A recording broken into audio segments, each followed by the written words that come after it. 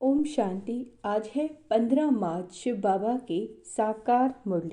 बाबा कहते हैं, मीठे बच्चे, ज्ञान सागर बाप तुम्हें ज्ञान रत्नों की थालियां भर भर कर देते हैं। क्या देते हैं बाबा हमें? ज्ञान रत्नों की थालियां। जितना चाहो अपनी झोली भर लो, सब फिक्रातों से फारिग हो जाओ। प्रश्न, ज्ञान मार्ग की कौन सी बात भक्ति मार्ग में भी पसंद करते हैं? उत्तर वो है स्वच्छता। ज्ञान मार्ग में तुम बच्चे स्वच्छ बनते हो। बाप तुम्हारे मैले कपड़ों को स्वच्छ बनाने आए हैं। आत्मा जब स्वच्छ अर्थात पावन बन जाती है, तब घर जाने के लिए उड़ने के पंख लग जाते हैं। भक्ति में भी स्वच्छता को बहुत पसंद करते हैं। स्वच्छ बनने के लिए गंगा में जाकर स्नान करते हैं, लेकिन पानी से आत्मा स्वच्छ नहीं बन सकती। ओम शांति। मीठे मीठे बच्चे, तुम्हें याद की यात्रा को भूलना नहीं है। सुबह को जैसे ये प्रैक्टिस करते हो, इसमें वाणी नहीं चलती, क्योंकि वह है निर्वाण धाम में जाने की युक्ति। पावन बनने के सिवाय तुम बच्चे जा नहीं सकते, उड़ नहीं सकते।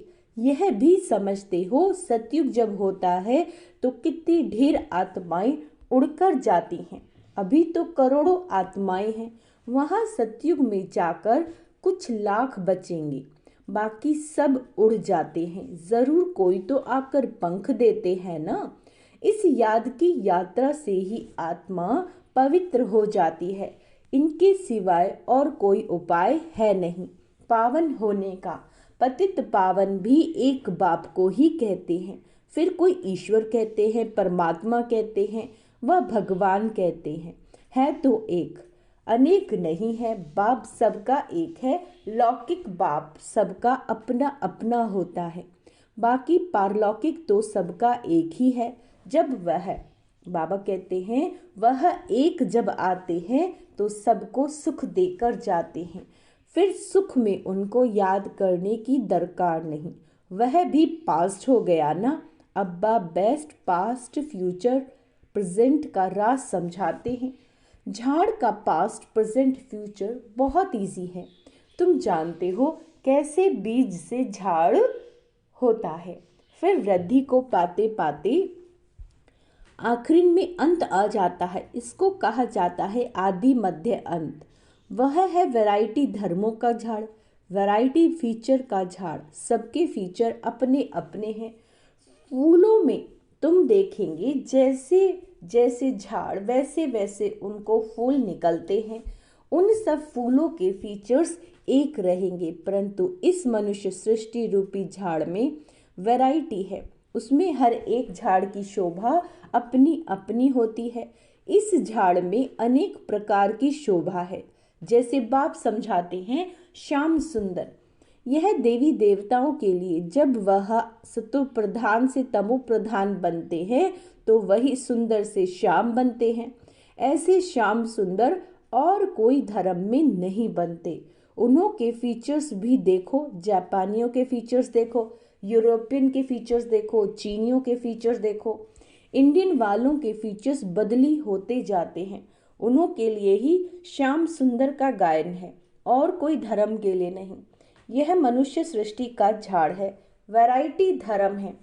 वह सब नंबरवार कैसे आते हैं, यह नॉलेज तुम बच्चों को अभी मिलती है, और कोई यह बात समझा न सकी। यह कल्प है 5000 वर्ष का। इसको वृक्ष कहो व दुनिया कहो, आधा में है भक्ति, जिसको रावण राज्य कहा जाता है। 5 विकारों का राज्य चलता है। काम चिता पर चढ़कर पतित सांवरे बन जाते हैं। रावण संप्रदाय वालों की चलन और दैवी संप्रदाय वालों की चलन में रात दिन का फर्क है। मनुष्य उन्हों की महिमा गाते हैं, अपने को नीच पापी कहते हैं। अनेक प्रकार के मनुष्य हैं। भक्ति तो तुमने बहुत की है, पुनर्जन्म लेते लेते भक्ति करते आए हो। पहले होती है अव्यभिचारी भक्ति। एक की भक्ति पहले पहले शुरू करते हैं, फिर व्यभिचारी हो जाती है, अंत में फिर बिल्कुल ही व्यभिचारी बन जाते हैं। तब बाप आकर अव्यभिचारी ज्ञान देते हैं। जिस ज्ञान से सद्गति होती है, इसका जब तक पता नहीं है तो भक्ति के ही घमंड में रहते हैं। ये पता नहीं है कि ज्ञान का सागर एक ही परम पिता परमात्मा है। भक्ति में कितने वेद शास्त्र याद कर जबानी भी सुनाते हैं। यह सब है भक्ति का विस्तार। भक्ति की शोभा है। बाप कहते हैं ये मृत तृष्णा समान शोभा है। वो रेत पानी जैसे दूर से ऐसे चमकते हैं जैसे चांदी। हिरण को प्यास लगती है तो वह उस रेत में भागते भागते फंस जाता है।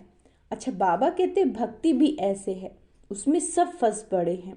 उससे निकालने में बच्चों को मेहनत लगती है, विघ्न भी इसमें पड़ते हैं, क्योंकि बाप पवित्र बनाते हैं। द्रौपदी ने ही पुकारा, सारी दुनिया में द्रौपदियां और दुर्योधन हैं।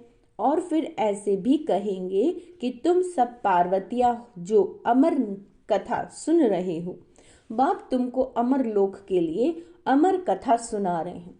यह है मृत्यु लोक। यहाँ अकाले मृत्यु होती रहती है। बैठे बैठे हार्ट फेल हो जाते हैं। तुम हॉस्पिटल में जाकर समझा सकते हो यहाँ तुम्हारी आयु कितनी कम है। बीमार हो पड़ते हो, वहाँ बीमारी होगी नहीं। भगवान वाच्य अपनी को आत्मा समझो, मुझ बाप को याद करो, औरों से ममत मिटा दो तो तुम्हारे विकर्म विनाश होंगे।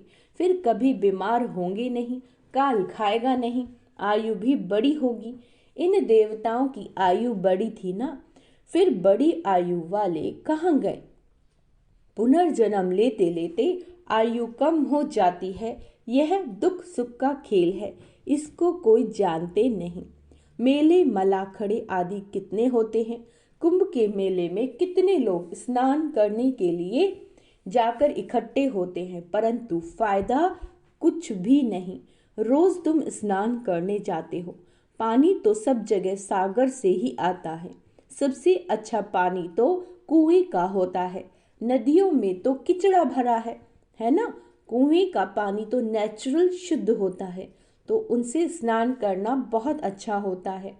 पहले यह रिवाज था, अब नदियों का रिवाज पड़ा है। भक्ति मार्ग में भी स्वच्छता को पसंद करते हैं। अब परमात्मा को पुकारते हैं कि आकर हमको स्वच्छ बनाओ। गुरु नानक ने भी परमात्मा की महिमा गाई है कि मूत पलीती कपड़े धोए। बाप आकर मूत पलीती कपड़ों को स्वच्छ बनाते हैं। यहाँ बाप आत्मा को स्वच्छ बनाते हैं तो लोग आत्मा को निर्लिप्त समझते हैं। बाप कहते हैं यह है ही रावण राज्य। सृष्टि की उतरती कला है, गायन भी है, चढ़ती कला तेरे भाने सर्व का भला। सर्व की सदगति हो जाती है। हे बाबा, आपके द्वारा सबका भला हो जाता है। सतयुग में सबका भला होता है, वहां सब शांति में है, एक ही राज्य है। उस समय और सब शांति धाम में रहते हैं। अब यह लोग माथा मारते हैं कि विश्व में शांति हो। उनसे पूछो, आगे कभी विश्व में शांति थी जो अब फिर मांग कर रहे हो? वो फिर कह देते हैं, अभी कलयुग में 40,000 वर्ष और पड़े हैं। मनुष्य घोर अंधियारे में है। कहाँ 5,000 वर्ष का सारा कल्प, कहाँ एक कलयुग के ही 40,000 वर्ष बचे हुए बताते हैं। अनेक मतें हैं। बाप आकर सच बताते हैं कि जन्म भी 84 ही हैं। लाखों वर्ष हो फिर तो मनुष्य जानवर आदि भी बन सकते हैं, परंतु कायदा ही नहीं है। 84 जन्म मनुष्य ही लेते हैं, उसका हिसाब किताब भी बाप ही बतलाते हैं। यह नॉलेज तुम बच्चों को धारण करनी है। ऋषि मुनि तो नेति नेति करके गए, अर्थात हम नहीं जानते तो नास्तिक ठहरे। जरूर कोई आस्तिक होंगे। आस्तिक है, देवताएं नास्तिक हैं। रावण राज्य में ज्ञान से तुम आस्तिक बनते हो, फिर 21 जन्मों का वर्षा मिल जाता है, फिर ज्ञान की दरकार नहीं रहती। अब पुरुषोत्तम संगम युग है, जबकि हम उत्तम से उत्तम पुरुष स्वर्ग के मालिक बन रहे हैं। इसमें जितना जो पढ़ेंगे उतना ऊंचा पद पाएंगे। पढ़ेंगे लिखेंगे होंगे विश्व के मालिक, नहीं तो कम पद, परंतु वह राजाई है सुख की, यहाँ है दुख की। आस्तिक बने हैं तो सुख की राजाई करते हैं, फिर रावण आने से नास्तिक बनते हैं तो दुख होता है। भारत जब सॉल्वेंट था तो अतः धन था। सोमनाथ का मंदिर कितना भारी बनाया हुआ है। मंदिर बनाने के लिए इतने पैसे थे तो खुद के पास कितने पैसे होंगे। यह इतने पैसे कहाँ से मिले। शास्त्रों में लिखा है, सागर ने थालियां भर भर कर दी, अब ज्ञान सागर तुमको रत्नों की थालियां भर भर कर देते हैं। अब तुम्हारी झोली भर रही है। वो शंकर के आगे जाकर कहते हैं, भर दो झोली। बाप को जानते नहीं, अब तुम जानते हो बाप हमारी झोली भर रहे हैं। जितना जिसको चाहिए सो भरे। जितना अच्छी रीति पढ़ेंगे उतना स्कॉलरशिप मिलेगी। चाहे तो ऊंचे ते उच्च डबल सिरताज बनो, चाहे गरीब प्रजा व दास दासी। बौद्ध है जो फारकती भी दे देते हैं, यह भी ड्रामा में नूंद है। बाप कहते हैं, मुझे कोई फिक्र नहीं, मैं तो फिक्र से फारिग हूं, तुमको भी बना रहा हूं। फिक्र से फारिग स्वामी किंदा सतगुरु। स्वामी जो सबका बाप है उनको मालिक भी कहते हैं। बाप कहते हैं, मैं तुम्हारा बेहद का टीचर भी हूँ। भक्ति मार्ग में तुम अनेक टीचर से अनेक विद्याएं पढ़ते हो। बाप जो तुमको पढ़ाते हैं ये है सबसे न्यारी नॉलेज है। यह वह है ज्ञान का सागर, जानी जाननहार नहीं कहना। ऐसे बहुत कहते हैं, आप तो हमारे अंदर को जानते हो। बाप कहते हैं, मैं कुछ नहीं जानता हूँ, मैं तो तुम बच्चों को पढ़ाने के लिए आता हूँ। तुम आत्मा अपने इस तखत पर विराजमान हो, मैं भी इस तखत पर बैठा हूँ। आत्मा कितनी छोटी बिंदी है ना, ये कोई भी जानता ही नहीं। तब बाप कहते हैं, पहले आत्मा को समझो फिर बाप को समझेंगे। बाप पहले पहले आत्मा का ज्ञान समझाते हैं, फिर बाप का परिचय देते हैं। भक्ति में सालिग्राम बनाए पूजा कर फिर खल्लास कर देते हैं। बाप कहते हैं, ये सब है गुड़ियों की पूजा। जो इन सब बातों को अच्छी रीति समझते हैं वह औरों का भी कल्याण करते हैं। बाप भी कल्याणकारी हैं तो बच्चों को भी बनना है। कोई तो औरों से दलदल में निकालते हैं, निकालते निकालते खुद ही फंस मरते हैं, अपवित्र बन पड़ते हैं कि कमाई चट कर देते हैं। इसीलिए बाप कहते हैं, खबरदार रहना। कामचिता पर बैठने से ही तुम काले बन पड़े हो। तुम कहेंगे, हम ही गोरे थे, हम ही काले बने, हम ही देवता थे, हम ही नीचे उतरे, नहीं तो 84 जन्म कौन लेते। यह हिसाब बाप समझाते हैं। बच्चों को बहुत मेहनत करनी पड़ती है। आधा कल्प से जो विशेष सागर में पड़े हैं उनसे निकालना मासी का घर नहीं। अगर कोई थोड़ा भी ज्ञान लेते हैं तो उसका विनाश नहीं होता। यह कथा है ही सत्यनारायण बनने की। फिर प्रजा भी तो बनती है।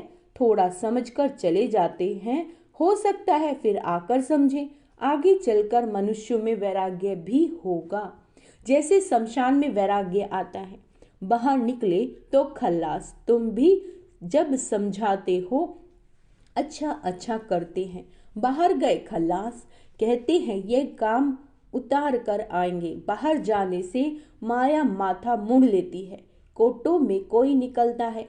राजाई पद पाना इसमें मेहनत है।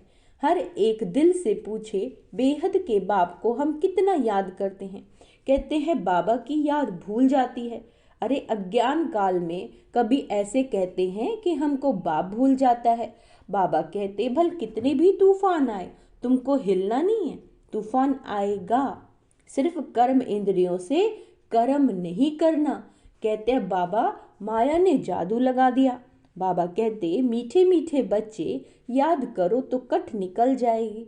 आत्मा पर जंग चढ़ी है, वह निकलेगी याद से। बाप भी बिंदी है, सिवाय बाप की याद के और कोई उपाय नहीं कट उतारने का।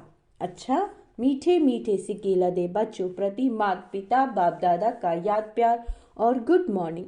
रूहानी बाप की रूहानी बच्चों को नमस्ते। हम रूहानी बच्चों की रूहानी बाप दादा को याद प्यार गुड मॉर्निंग नमस्ते। मीठे बाबा शुक्रिया, बाबा शुक्रिया। धारणा के लिए मुख्य सार। कल्याणकारी बाप के हम बच्चे हैं। इसीलिए अपना और सभी का कल्याण करना है। कोई ऐसा कर्म ना हो जो कि कमाई खत्म हो जाए, इसमें खबरदार रहना है। पढ़ाई अच्छी तरह से पढ़कर ज्ञान रत्नों से अपनी झोली भरपूर करनी है। स्कॉलरशिप लेने का पुरुषार्थ करना है। बाप समान फिक्र से फारिग निश्चिंत रहना है।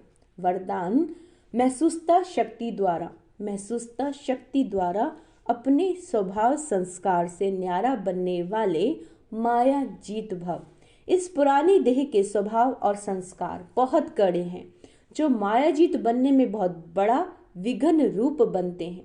स्वभाव संस्कार रूपी सांप खत्म भी हो जाता है, लेकिन लकीर रह जाती है, जो समय आने पर बार बार धोखा दे देती है। कई बार माया के इतना वशीभूत हो जाते हैं जो रॉन्ग को रॉन्ग भी नहीं समझते, पर वश हो जाते हैं। इसीलिए चेक करो और महसूसता शक्ति द्वारा, किसके द्वारा? फीलिंग द्वारा महसूस करो। पुराने छिपे हुए स्वभाव संस्कार से न्यारे बनो, तब माया जीत बनेंगे। स्लोगन, मेरेपन के अनेक रिश्तों को समाप्त करना ही, मेरेपन के अनेक रिश्तों को समाप्त करना ही फरिश्ता बनना है ना? मेरा मेरा नहीं कहना किसी भी चीज़ को, तभी हम फरिश्ता बन सकेंगे। और हमें अपने पुराने जो स्वभाव संस्कार हैं, आज बाबा ने कहा, उस पर बहुत ध्यान देना है। कोई रूठता है, कोई किसी को दुख देता है ना? बहुत सारी चीज़ें हैं, आलस्य है, अलबेलापन है, बहुत सारी चीज़ें हैं। तो अपने आप हर आत्मा खुद महसूस करे कि मेरे अंदर कौन सा स्वभाव संस्कार है जिसके कारण माया आती है। तो महसूसता की शक्ति यूज़ करनी होगी इसके लिए। तो आज का हम स्वमान अभ्यास करेंगे। मैं माया जीत हूँ, मैं निश्चिंत आत्मा हूँ, है ना? अब इसको कैसे आप क्लियर करेंगे, मनन चिंतन करेंगे कि बाबा बैठे हैं। कोई भी बात अगर मेरे जीवन में आती है तो बाबा बैठे हैं, मैं बिल्कुल निश्चिंत हूँ, मुझे कोई भी चिंता करने की ज़रूरत नहीं। बाबा हर पोस्टर पे बाबा के लिखा भी हुआ होता है कि बच्चे तू चिंता न कर, मैं बैठा हूँ। तो बिल्कुल निश्चिंत रहिए, कोई फिक्र नहीं करनी है। और दूसरा, एक बाबा बहुत कह रहे हैं कि पढ़ाई कभी भी नहीं छोड़नी है किसी भी आत्मा के स्वभाव संस्कार के कारण, क्योंकि ये अंतिम जन्म है और सभी आत्माओं को अपने अपने हिसाब किताब पूरे करने। तो इसके लिए आप एक क्षमा की ड्रिल भी कर सकते हैं, वो बहुत इजी है। सबको क्षमा सबसे क्षमा, सबको क्षमा सबसे क्षमा, जीवन को जीने की यही है कला। तो इससे आपके अकाउंट्स पूरे हो जाएंगे, तो माया नहीं आए, हम तो यही चाहते हैं। ओम शांति।